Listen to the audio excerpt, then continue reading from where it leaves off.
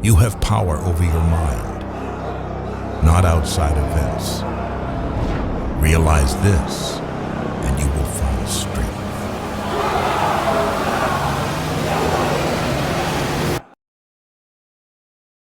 Stoicism is a school of philosophy founded by the ancient Greek philosopher Zeno of Citium that teaches the development of self-control and fortitude as a means of overcoming negative emotions and accepting the nature of the world the way as it is. The aim of Stoicism is to be practiced in everyday life in order to ultimately achieve inner peace and freedom of suffering. Having achieved so much in life was great for Guts. Personal glory, camaraderie with like-minded men, close friendships, excellence on the battlefield, a developing romantic relationship. The golden age it was. Golden, pointing to the character of having prosperity, power and achievement. And age symbolizes the longevity of it all. Golden, however, is interpreted ignorantly in a solely positive way. Gold is an external material. External meaning not a part of someone. A Stoic would tell you that your attachment to the external is fruitless because it will only lead to disappointment and anger once you lose it. If a man is not satisfied internally by even the smallest of things, he will be swallowed up by the needs of abundance. One could make the case that Guts didn't quite appreciate what he had. The Band of the Hawk provided so much and he decided to leave, unsatisfied with himself. If destiny is predetermined in Berserk, then that means that Guts was always going to make that mistake and cause a downward spiral of consequences.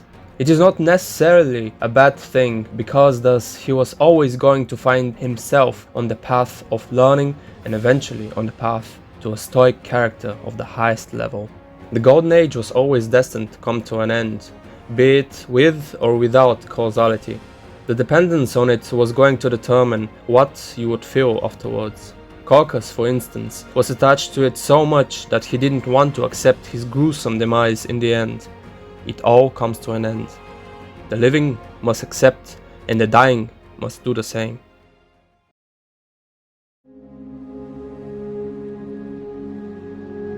Guts hasn't known anything less than that inferno.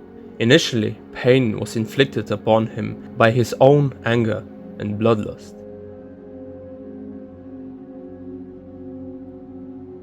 It is an understandable human reaction to such tragic experience. Although Guts understood with time that it wasn't bringing him anything good, the world now was overpowering, beyond imagination. The adaptability of Guts became apparent too. He was a formidable antagonist of evil and cruelty. But he didn't accept the change. How could he accept the ravaging of beasts over humans? It really was the challenge for a Stoic of the highest standard. Many people get that wrong. The notion that you should accept the world as it is, yet they remain scornful and vengeful inside. Those people are not fooling anyone by their outer Stoic appearance, other than themselves. Many would say that Guts was a symbol of Stoicism. Initially, he was a pseudo-Stoic. I am what I am, and I will make my way to him. Was revenge Stoicism? The losing oneself in anger, bloodlust, and hatred? The endurance of the world, yet the rejection of it? Is that the Stoicism that teaches the path of fortitude and acceptance which leads to inner peace and freedom of suffering? Guts was not free from anything. The beast of darkness weighed down on him so much that he was moments away from hurting and using Casca, the closest person to him. Control your beast before it engulfs you. The beast of darkness represents the evil in him. It is getting more monstrous with the plot and the powers of the Berserker armor, because it has to match the intensity of the world full with apostles. It's nagging Guts to be released, unleashed upon the world, and most of all, upon Griffith. It talked to Guts. It wanted the whole of his negative emotions, like anger, sorrow, regret, to be ruling and to fuel the fire of revenge.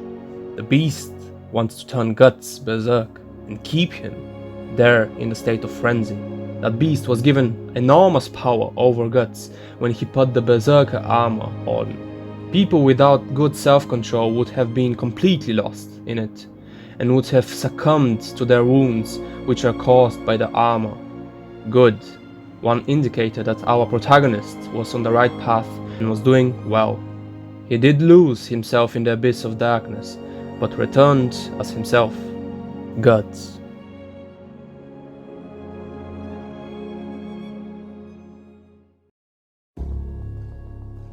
Now, more than ever, Guts was to be tested by the armor. Wrong thoughts and wrong wishes were going to lead to his demise and to that of others. Admittedly, it is an extremely heavy battle, in which it is easy for one man to perish. Guts found himself stuck in darkness at times.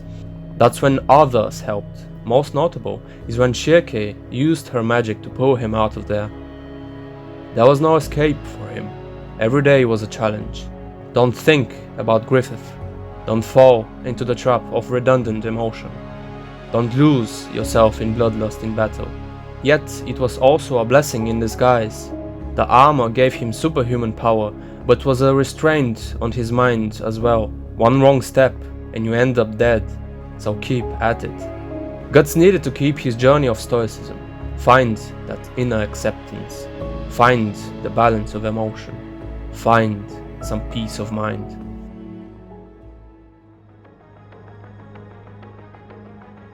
Marcus Aurelius, a Roman emperor and one of the most popular and influential Stoics to this day, practiced Stoicism daily and struggled with the challenges of life.